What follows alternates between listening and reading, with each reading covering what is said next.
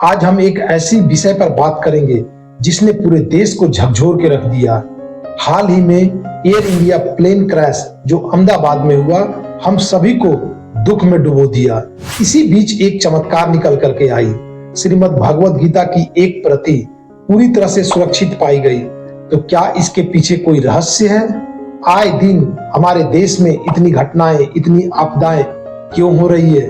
क्या कोई चेतावनी छिपी हुई है इसके पीछे? इन सब बातों को हम इस वीडियो में समझेंगे।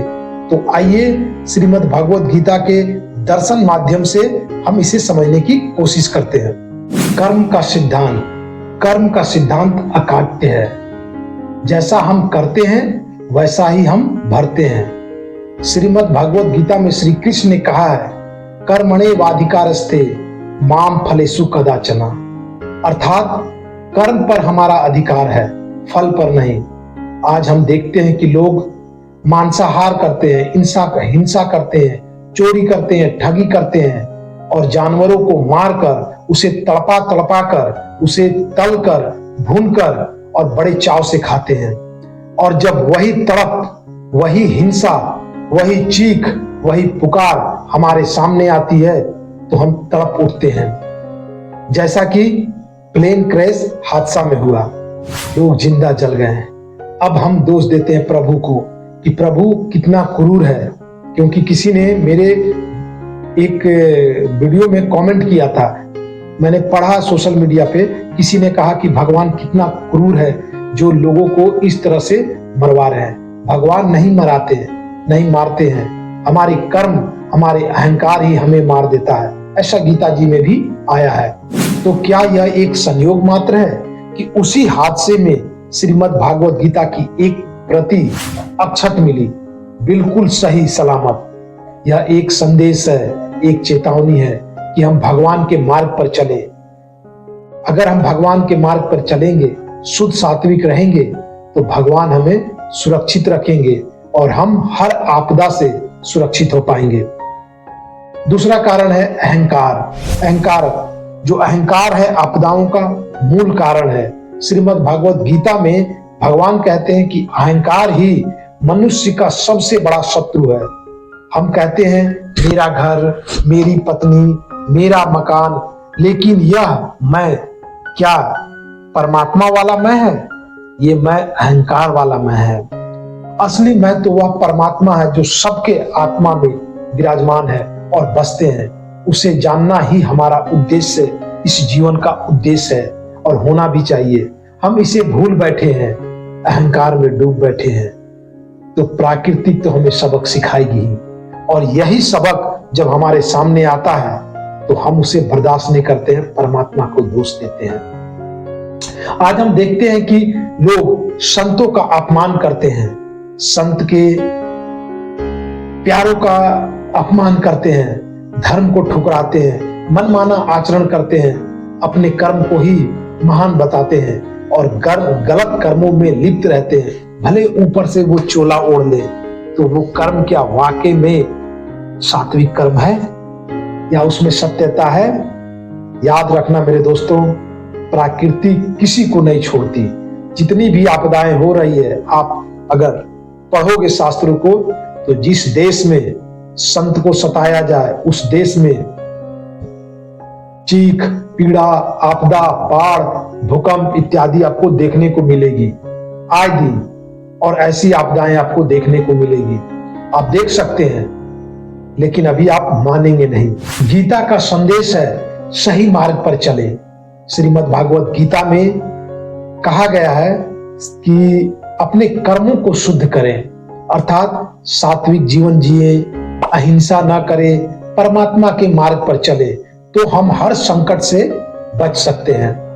कहा भी गया है कि माम एकम शरणम व्रज। ईश्वर कहते हैं कि केवल मेरी शरण में आओ, मैं तुम्हें हर दुख से सुरक्षित करूंगा। लेकिन समर्पण भावना होगा तब तो। हम अपने अहंकार में डूबे हैं, हम हिंसा करते हैं, तलते हैं, खाते हैं, शादियों में, पार्टियों में, और फिर अगर हमारे साथ कुछ अनहोनी होती है तो उस ईश्वर को भी दोष देते हैं। लेकिन अगर शरण की बात करते हैं, भगवान कहते हैं मेरी शरण में आओ, मैं तुम्हें हर प्रकार से सुरक्षा करूंगा। तो वो शरण में आप कैसे जाएंगे, कैसे मिलेगी? इसके लिए हमें एक ब्रह्मनिष्ठ गुरु की शरण में जाना होगा, शरण लेना होगा। गुरु के मार्गदर्शन में ही हमें अपने कर्मों को शुद्ध करना होगा, तभी उस परम मैं परमात्मा को जान पाएंगे। ईश्वर पाए हुए गुरु के शरण में जाने से ही आपको भगवान की अर्थात उस परमात्मा की प्राप्ति होगी और आपके सारे आचरण शुद्ध होंगे।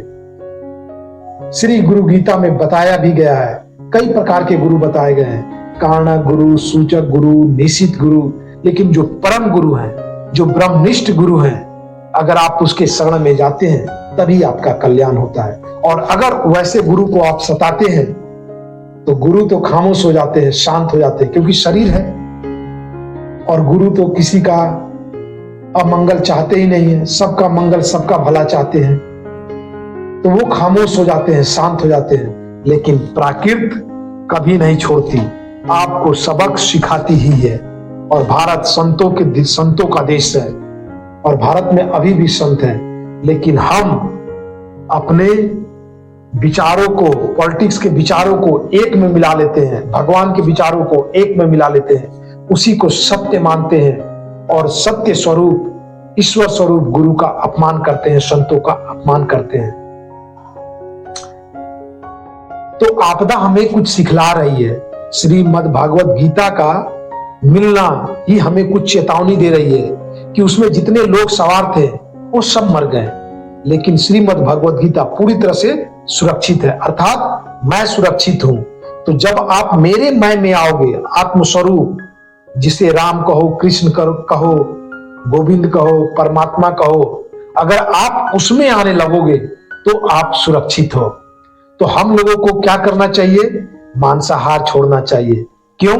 क्योंकि हिंसा से हिंसा ही बढ़ती है, अहिंसा नहीं आता। और जितने अभी लोग आपको ज्ञान देंगे वो सब हिंसात्मक होते हैं। ज्यादातर प्लेन में बैठे हुए लोग सबके सब कहीं ना कहीं हिंसा करते होंगे, कुछ ऐसे होंगे जो नहीं करते होंगे।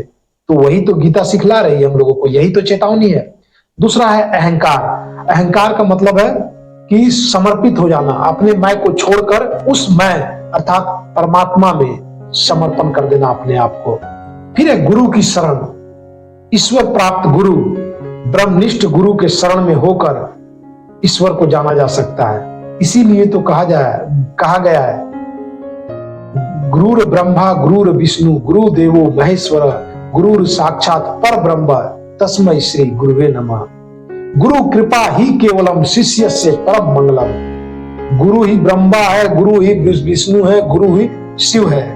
तो गुरु के शरण में आना होगा और वहीं पे हमें अपने आचरण विचार को शुद्ध और सात्विक करना होगा।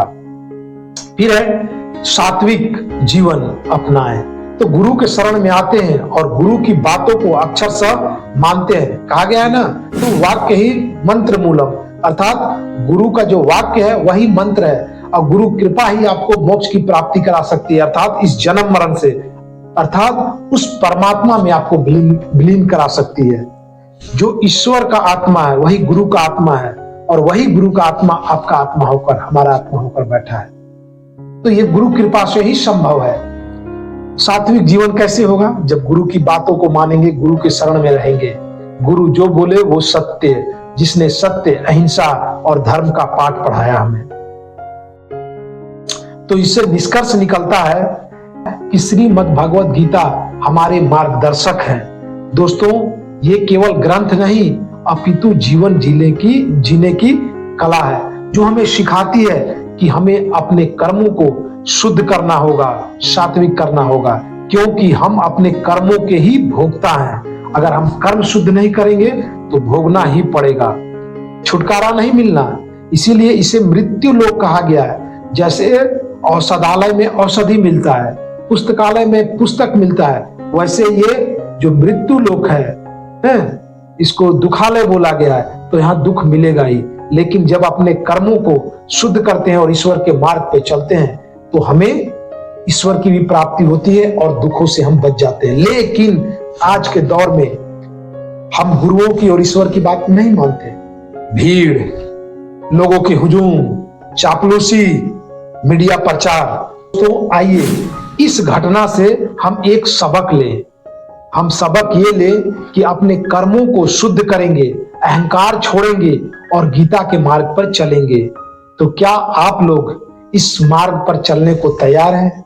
कोशिश करेंगे, मैं भी कोशिश करता हूं, आप भी कोशिश करेंगे। तो क्या तैयार हैं?